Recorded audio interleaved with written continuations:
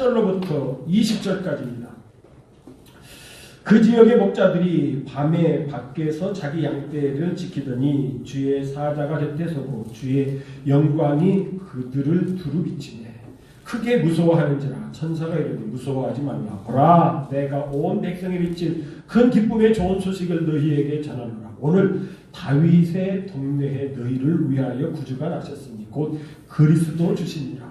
너희가 가서 강구에 쌓여 구유에 누여 있는 아기를 보리니 이것이 너희에게 표적이니라 하더니 호련히 수많은 천군이 그 천사와 함께 하나님을 찬송하여 이르되 지극히 높은 곳에서는 하나님께 영광이요 땅에서는 하나님이 기뻐하신 사람들 중에 평안하다 하니라. 천사들이 떠나 하늘로 올라가니 목자가 서로 말하되 이제 베들레헴으로 가서 주께서 우리에게 알리신 바 이 이루어진 이 일을 보자 하고 빨리 가서 마리아와 요셉과 구유에 누인 아기를 찾아서 보고 천사가 자기들에게 이 아기에 대하여 말한 것을 전하니 듣는 자가 다 목자들이 그들에게 말한 것을 놀랍게 여기되 마리아는 이 모든 말을 마음에 새기어 생각하니라. 목자들은 자기들에게 이르던 바와 같이 듣고 본 모든 것으로 인하여 하나님께 영광을 돌리고 찬송하며 돌아가니라. 아멘. 저희들이 성탄절을 앞두고 3주 전부터 이 누가복음을 통해서 준비해 왔습니다. 첫 번째는 우리 메시아가 오시기 전에 메시아보다 먼저 오셔야 될 분이 계시죠. 말라기 4장에서 약속하신 바대로 엘리야가 와야 되는데 바로 그 엘리야가 예수님께서 꼭 찍어서 말씀해 누가 침례 요한이 엘리야다라고 하는 것을 우리가 첫 번째 시간에 상고해 봤고 두 번째 시간 우리가 지난 시간에는 이 마리아를 통해서 하나님께서 이렇게 메시아를 보내실 준비를 시키는 것을 우리가 상고를 했습니다. 성령이 임하셔서 부정모혈로 마리아가 임신하는 것이 아니고 그렇죠. 남녀 관계를 통해서 마리아가 임신하는 것이 아니고 뭐요? 성령의 능력. 성령으로 하나님께서 임신케 하셔서 임신하셔서 이제 출산할 때가 되었어요. 그런데 지금 마리아는 어디에 살죠? 마리아는 어디에 살아요 지금? 갈릴리 나사렛에 살아요. 갈릴리 나사렛. 그런데 하나님께서는 메시아가 어디에 태어나신다고요? 유다 땅 베들레헴에 태어나신다고요. 뭐가 필요하죠? 예수님께서 그냥 하나님께서 지금 가만히 계셔서 마리아가 그냥 계속해서 요셉과 이렇게 동거하면서 갈릴리의 나사렛 사람은 예수님이 어디에서 태어날 수밖에 없어요? 나사렛에 태어날 수밖에 없어요. 그런데 하나님께서 통치하시죠. 만왕의 왕께서 지금 통치하셔 역사하십니다. 로마의 황제까지도 움직여서 1절 그때에 예수님께서 출생하실 그때에 가이사 아구스도가 이건 그냥 음역한 것이지 음역한 것. 원래 이제 그 발음으로 한다면은 카이사르 아우구스투스 이런 발음인데 이제 우리 성경으로는 음역을 해서 어떻게 번역했다고요? 가이사 아구투스. 아구투스. 우리 어르신들이 프랑스라고 하지 않고 뭐라고 했다고요? 불란서 이렇게 발음하는 것처럼 이게 그런 식으로 음역을 한 거예요. 음역. 가이사 아구스투스. 여러분 가이사 아구스투스가 누군지 아시죠? 옥타비우스입니다. 옥타비우스. 줄리어스 시저의 신하지요. 신하였는데 브루터스하고 딱 싸워가지고 이겼죠. 그래가지고 가이사 아구스도의 줄리어스 시저의 뒤를 이어서 이제 황제가 됩니다. 그래서 황제가 되면서 공화정을 제국으로 황제로 이렇게 바꾸면서 이름까지도 카이사르 아우구스투스 이렇게 명명을 했지요. 잼기간이 바로 예수님이 탄생하신, 태어나기는 예수님 오시기 전 63년에 태어나서 황제가 된 다음에 죽기는 AD 14년에 죽었습니다.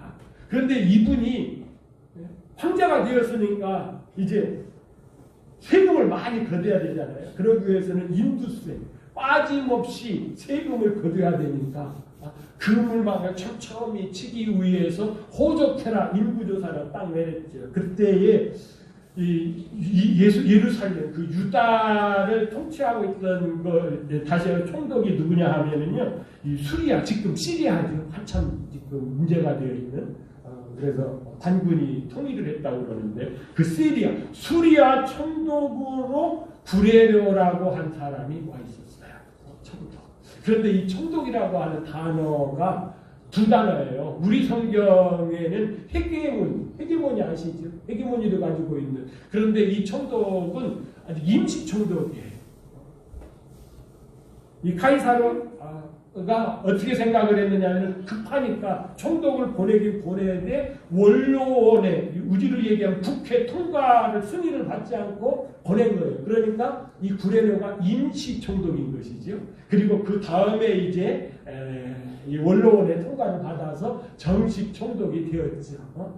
안티피토스 이렇게 되면 이게 정식 총독이 되고, 우리 성경에는 이렇게 임시 총독일 때, 헤게모니일 때에 1차 뭐를 내렸다고요? 황제의 명을 받아서 호정령을 내린 것이에요. 그런데 1차 호정령 내린 것은 역사적인 기록이 남아있지 않은데, 2차 AD 6년에 구레료가 2차 호정령을 내린 것은 기록으로 남아있어요. 그러니까 1차를 통해서 꼼꼼히 호적이 안 된 거죠. 빠진 사람이 많은 거죠. 그러니까 한 10년 지나서 다시 한번 호정령을 해서 꼼꼼히 이렇게 더 이제 인두세를 걷기 위해서 딱 한 거예요. 그런데 이걸 단순히 우리가 어떻게 생각할 수 있어요? 이 아우구스가 제가 지금 이렇게 설명한 것처럼 세금 많이 걷기 위해서 그랬구나, 이렇게 수 있는데, 영적으로 생각하면 그 속에 뭐가 들어있는 거예요? 하나님의 뜻이 들어있는 거죠. 무슨 뜻이 있어요? 지금 상황으로 보면은 나사렛에서 예수님을 낳을 수밖에 없는 마리아를 어디로 보내는 거예요? 베들레헴으로 보내는 거예요. 베들레헴.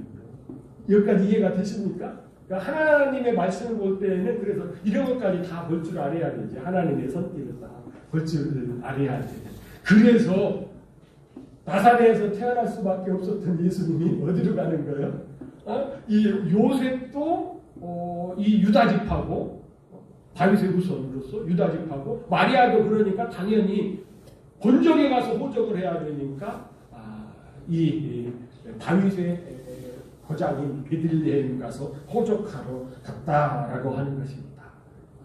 성경에 베들레헴에서 메시아가 나온다고 예언한 대로 하나님께서 역사하시는 거죠. 그런데요, 하나님께서는 다니엘서를 통해서 예수님께서 몇 년도에 출생하신다까지도 예언을 해주셨어요. 다니엘서 9장 25절에 가서 보면은 조금 복잡하긴 한데, 그러므로 너희는 깨달아 알지니라. 깨달으래요. 깨달으면은 예수님이 언제 태어나신가 한다는 얘기예요. 예루살렘을 중건하라. 예루살렘을 중건하라 하는 영이 날 때부터, 이건 예루살렘 성을 중건하라는 영이라는 거죠.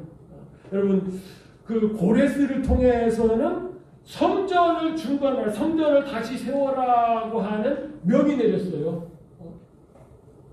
그런데 또 한 명이 내리죠. 고레스의 아들인 아닥사스다가, 여러분 느헤미야서 2장에 가서 보면은요, 느헤미야가 아닥사스도 왕 신하 아니었습니까? 그런데 얼굴이 갑자기 안 좋아진 거예요. 이렇게 안색을 보니까 병든 것 같아. 그래서 사랑하는 왕이 이 신하의 얼굴이 안 좋으니까 물었어요. 너 뭐 어디 아프냐? 뭐 병들었냐? 그런 건 아니고요. 사실은 제 마음에 동심이 있습니다.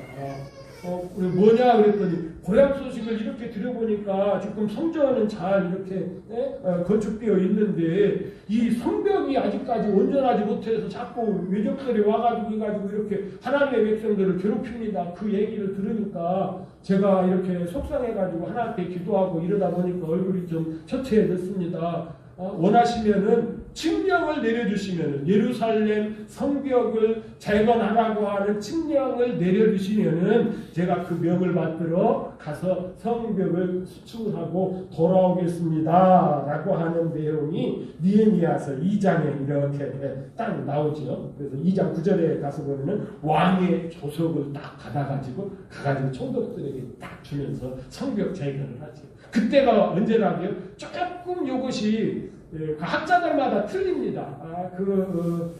페르시아 쪽에 연도하고 노마 쪽 연도하고 아직까지 정확하게 딱 맞아떨어지지 않아요. 지금 우리 여러분 정확하게 얘기하면은 주후 1년이 무슨 날이고 언제가 돼야 돼요? 예수님께서 탄생하신 해가 돼야 되잖아요. 그런데 그것도 계산이 좀 틀려서 실제적으로 예수님께서 탄생하신 것은 주 전 6년이나 5년이죠. 그래서 이 말씀에 의하면은 457년부터 계산을 해가지고 7일에와 62일에가 지나야 되니까 7일에는 49년이 77이 49. 그 다음에 한 일에가 7년이니까 62일에가 되니까 433년. 그래서 49 더하기 434 또 하면 483년이 되죠. 그러니까 483년을 계산해 보면은 0년은 없지 않습니까? 주전하고 주하고 주전 1년, 주전 2년 이렇게 가지 이렇게 쭉 오다가 0년, 그 다음에 주 1년 이렇게 되지 않습니까? 그래서 그거 딱 계산하면은 예수님께서 탄생하신 해가 주전 6년이 되는 거죠. 주전 6년. 주전 6년이 되는 것인데 여기서는 기름 왕가의 일이 나기까지 그렇게 되었으니까 예수님께서 태어나신 것으로 생각하면 안 돼요. 예수님께서 기름 부음을 받아야 돼요. 예수님께서 언제 기름 부음을 받으셨죠? 30세에 기름 부음을 받으셨어요. 30세 전에 기름 부음을 받아도 안 되고 30세가 한참 지나서 기름 부음을 받아도 안 돼요. 왜 그렇죠? 레위기 4장에 있는 말씀처럼 민수기 4장에 있는 말씀처럼 뭐죠?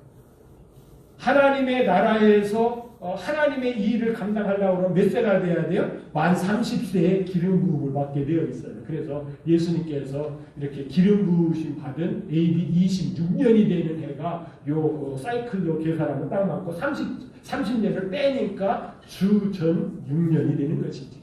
그러니까 성경을 잘 보면은 딱 맞게 예수님께서 하나님께서 예언해 주신 대로 예수님께서 태어나신 것을 알 수가 있다라고 하는 것입니다. 사실은 이것은 그냥 오늘 말씀 우리가 참고하는데 하나님의 말씀의 뜻이 얼마나 중요하냐라고 하는 것을 말씀드리기 위해서 전해드리는 말씀이고요. 실제적으로부터는 이제 지금부터입니다. 여러분 오늘 말씀 8절 시작을 하고 있는데요. 그 지역은 어디겠습니까? 베들레헴이지요. 목자들이 밤에 밖에서 자기 양떼를 지키더니 할 때 우리 성경에 밖에서 이렇게 번역이 되어 있어요. 그러니까 우리 생각에는 어떤 생각을 가져요? 일반적으로 유대의 목동들이 양을 지키다가 천사들로부터 예수님이 태어났다라고 하는 소식을 들었구나 이렇게 생각할 수 있는데요. 사실은 이 단어를 잘 보면은 일반적인 목자가 아니에요. 특별한 목자들이에요. 왜냐하면은 이 목자들은 어떤 목자예요? 아울렛 아시죠? 아울렛 몰라요? 현대 아울렛 모르십니까? 이 아울렛이라는 뜻이 울타리라는 뜻이에요. 그래서 이 백화점에서 이렇게 물건을 팔다가 좀 남고 좀 시즌이 좀 지나고 그러면 세일 하잖아요. 세일. 그것은 어디죠? 조금 이렇게 아울렛에서 팔죠. 백화점 앞에 이런데 지금은 없어요. 그런 아울렛. 그러니까 요 밖에서라고 하는 정확한 번역은요. 울타리가 있는 목장이라는 거죠. 울타리가 있는. 일반 양을 치는 울타리가 없이 방목하는 목장하고 다르지요.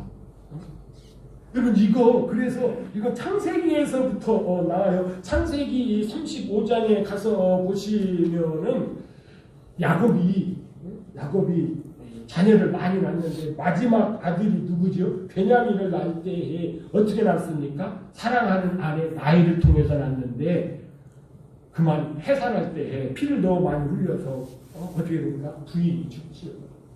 바로 이 부인이 막내 아들, 야곱의 막내 아들 베냐민을 낳다가 죽던 여기를 지나가면서 에델망대 얘기를 하죠. 에델망대. 그래서 헤브론까지 쭉 내려가는데 에델망대가 있는 곳이 어디라고요? 바로 베들레헴이라고. 왜요? 왜 망대가 필요하지요?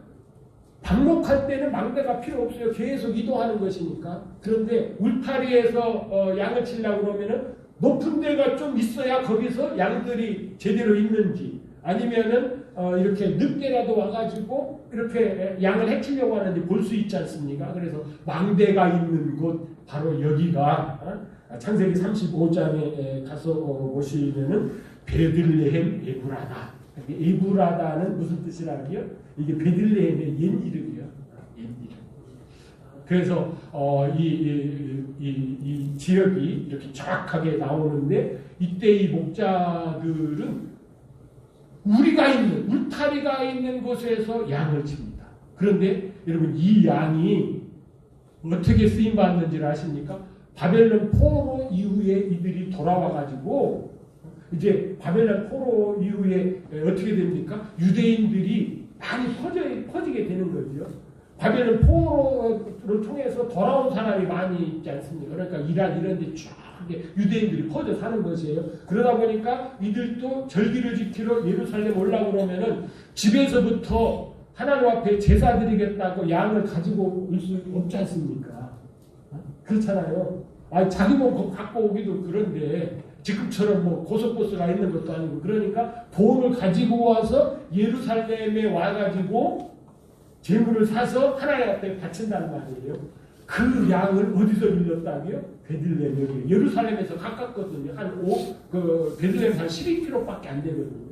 그러니까 흠없이 정성스럽게 하나님의 성전에서 제물로 드려지는 양들을 치는 목자들에게 하나님께서 영광 가운데 나타나셔서 천사를 통해서 말씀하시는 것이지. 무슨 얘기하는 것이에요? 이렇게 말씀하십니다. 천사가 이르되 무서워하지 말라. 보라, 내가 온 백성에 비칠 큰 기쁨의 좋은 소식을 너희에게 전하노라. 베들레헴 목자들에게 전하노라. 오늘 다윗의 동네에 너희를 위하여 구주가 나셨으니 곧 그리스도 주시니라. 그리스도 주시니라. 그런데 여러분, 이 그리스도 하면은 우리는 세 가지를 생각해요. 유대인은 세 가지 생각하잖아요.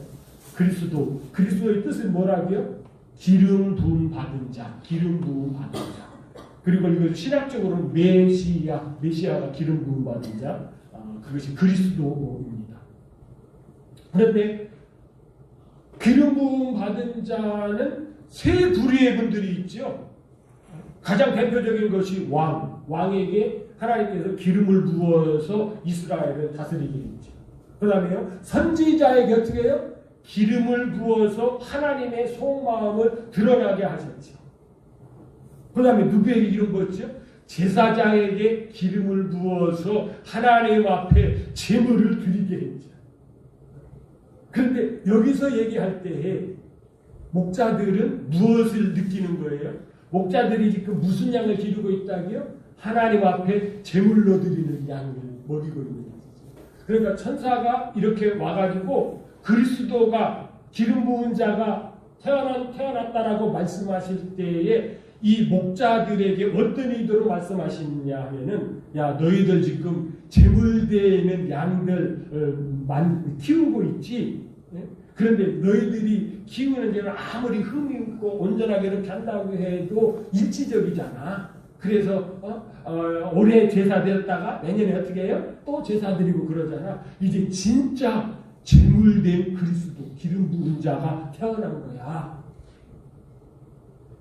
그러니까 이 목자들은 그렇게 이해를 한 것이죠. 우리들이 열심히 이렇게 제물된 이 양들을 길렀는데 이제 진짜 제물된 유월절 양이 태어나셨구나. 이 소식을 하고서, 야, 그냥 말하면은 믿기가 좀 곤란하니까 너한테 표징을 줄게. 예루살렘 시내로 들어가서 이렇게 요셉을 찾으면은 아이를 낳아서 지금 어디에 둔다고요? 강보에 쌓아서 구유에 누였다 이렇게 되죠. 그런데 여러분 강보하니까 우리는 어떤 느낌을 받아요? 그냥 보하면 보자기 이렇게 하면 강자가 딱 붙어 있어서 부자가 그렇게 자녀를 출산하기 위해서 베네저글이 아주 막 고급스럽게 요즘으로 하면 아주 막 야들야들하고 이렇게 고급스러운 엄청나게 많잖아요. 그런 거 막 다 이렇게 귀티나게 다른 말로 뭐라고 해야 되나요? 그런 거 생각하는데 사실은 이 보자를 빼야 돼요. 그냥 보자기에 싸서 동물 밥그릇 위에다가 이렇게 뉘어놨다라고 하는 뜻이에요. 더 이것을 리얼하게 해석하시는 분들은 여러분 그 갈릴리 나사렛 그 촌동네에 사는 가난하게 사는 여러분 마리아와 요셉이 이 호적하러 여기 베들레헴까지 올 때에 적어도 한 열흘 정도는 걸었을 텐데 어떻게 왔겠어요? 다 신사복 빼입고 막 착 하고 막 이렇게 왔겠어요? 아니죠. 원래 그때 그런 것도 없습니다. 뭐 이렇게 목도리나 뭐 이렇게 해봤자 그 유목하는 분은 또 그런 분들 다 아시잖아요. 냄새나고 그런 거. 그러니까 어느 목사님 이렇게까지 거지 발사계 같은 걸로 싸가지고 어디다 놀았다고요? 말구리에 놀았어. 그러면은 딱 느낄 때 뭐죠? 아 이건 뭐라고요? 아 재물뱀 이렇게 그 거룩하지만은 그래도 이렇게 짐승이잖아요. 그런 걸로 딱 느끼는 거예요. 그런데 여러분 다른 사람들은 이 이야기를 들을 때 아주 놀랍게 그렇게 봤는데 특별하게 반응한 분이 있죠. 누구라고요? 마리아는 이것을 마음에 새겨서 생각을 했어요. 여러분 우리 성경에 이 마음에 새겨서 생각했다라고 할 때 이게 쉰말로라고 하는 단어인데요. 이걸 결합했다라고 하는 뜻입니다. 결합. 뭐를 결합했겠어요? 마리아가 예수님을 임신하기 전에 천사로부터 임신할 소식을 들을 때에는 뭐를 안다고 그랬어요? 왕을 안다고 그랬어요. 왕. 그렇죠. 1장에 가서 보시면은 천사가 뭐라고 얘기했어요? 왕 난다고요. 다음 화면 주세요. 왕 난다고. 보라, 네가 잉태의 아들을 낳으리니 마리아야, 네가 잉태의 아들을 낳으니 그 이름을 예수라 하라. 그러니까 큰 자가 되고 지극히 높으시니 아들들이라 일컬어질 것이요. 주 하나님께서 그의 조상 다윗의 왕위에 그를 주리라. 그래서 왕과 그러면 내가 누가 되는 거예요? 태우가 되는 거예요. 야, 지금은 내가 이렇지만은 이제 내가 임신해가지고 애를 낳으면은 왕을 낳으니까 뭐가 돼? 태우가 되는 거 아니야? 그래가지고 여러분 언제 내가 태우되나 속으로 기다렸겠어요? 안 기다렸겠어요? 기다렸는데 변하는 것이 아주 배는 불러오는데 살림살이가 안 피네. 뭐 요셉이 왕될 생각도 않고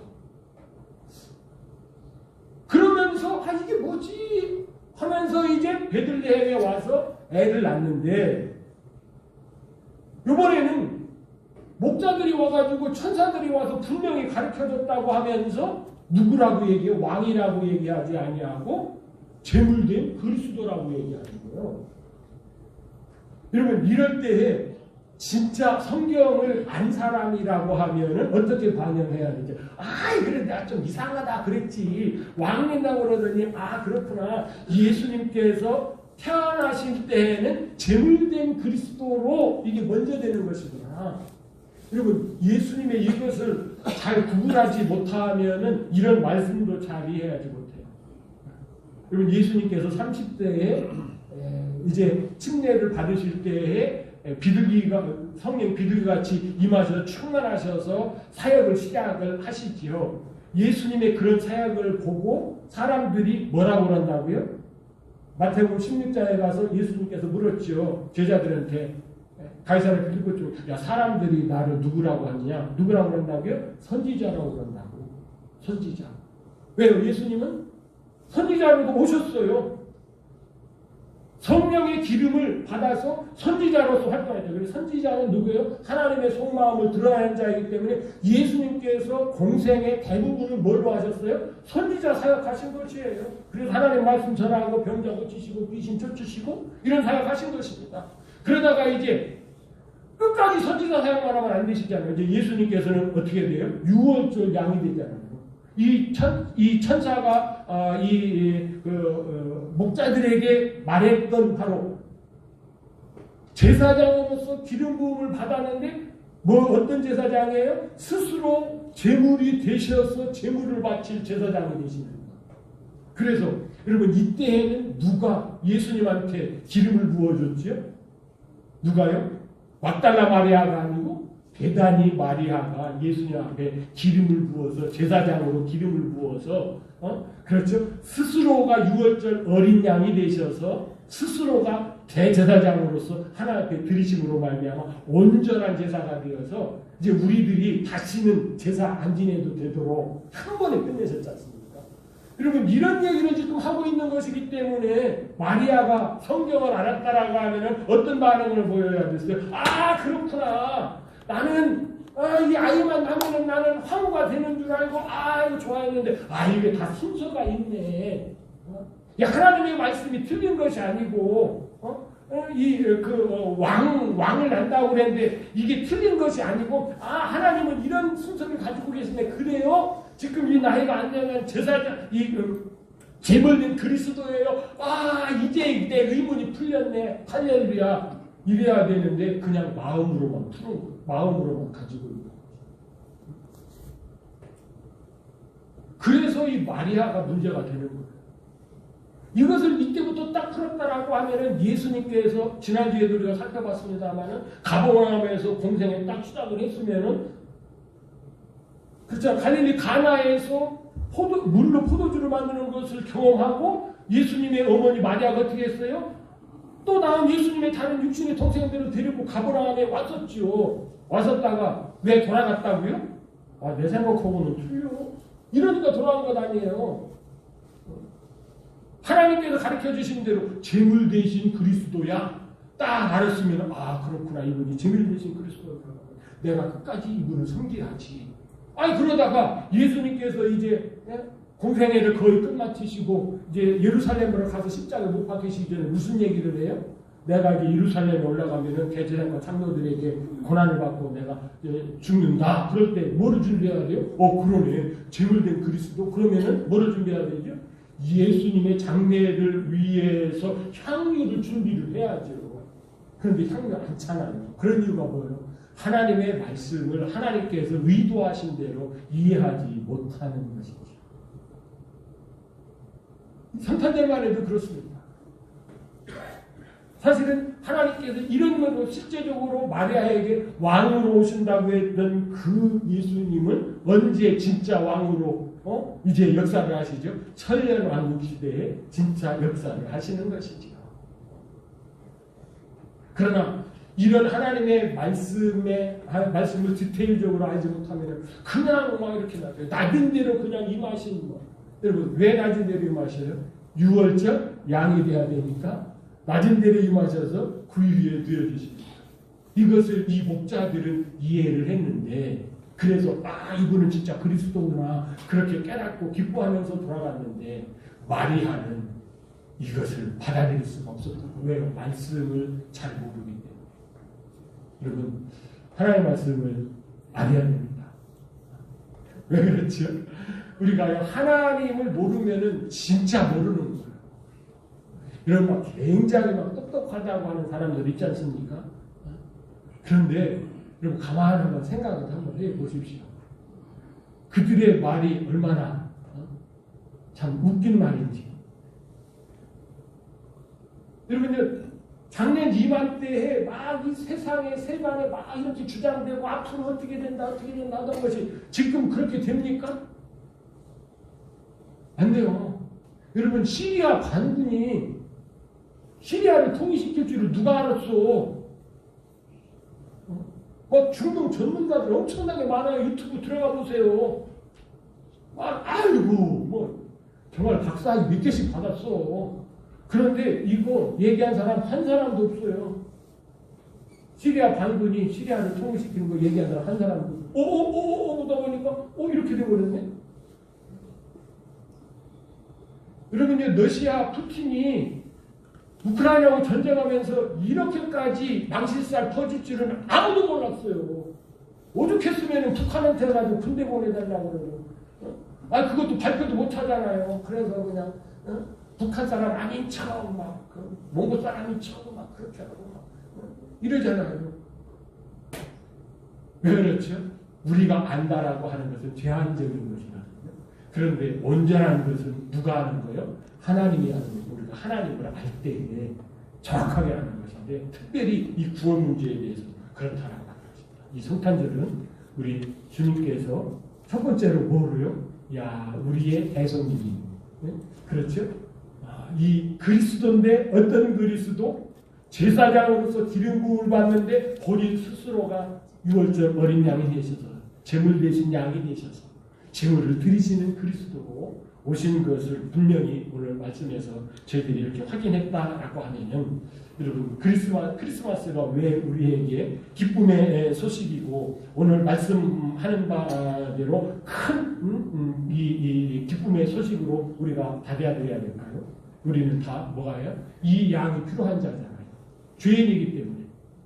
하나님의 생각하고 달라요, 우리 생각이. 그런데 이 생각 가지고 있으면 우리는 죄인으로 끝나는 것인데, 우리가 이 생각을 버리고 예수님을 통해서 이 구원의 은총을 받으면 하나님의 생각에 동역하는, 하나님의 생각과 동역하는, 그래서 천년왕국에 가서는 주님과 더불어 왕노를 타는 자가 됩니다. 이게 구원이거든요, 진짜 구원. 그래서 우리가 이 구원을 소망하고 바랄 수 있기 때문에 우리가 이 성탄절에 마리아에게 주신 이 메시지를 하나님께서 의도하신 대로 잘 받아들이시는 이런 복된 그리스도인들이 되시기를 주님의 이름으로 축복합니다. 아멘.